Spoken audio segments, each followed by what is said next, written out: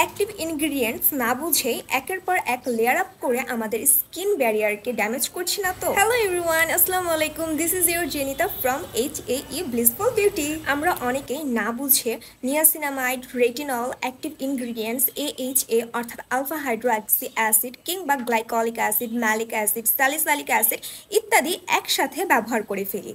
একটি layer up করার পরে আমরা আরেকটি ইনগ্রিডিয়েন্ট সমৃদ্ধ প্রোডাক্ট আমাদের স্কিনে অ্যাপ্লাই করে ফেলি।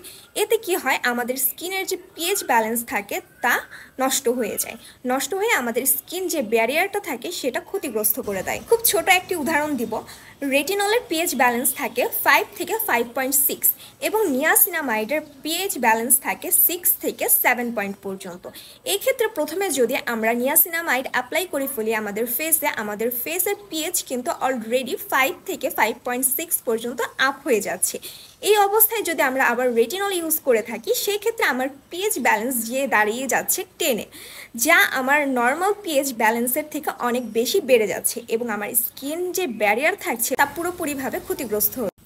এছাড়াও স্কিনের অ্যাকনি প্রবলেম বেড়ে যাওয়া, ব্রেকআউটস প্রবলেম ফেস করা, এছাড়াও নানা ধরনের সমস্যার সম্মুখীন আমরা হয়ে থাকি।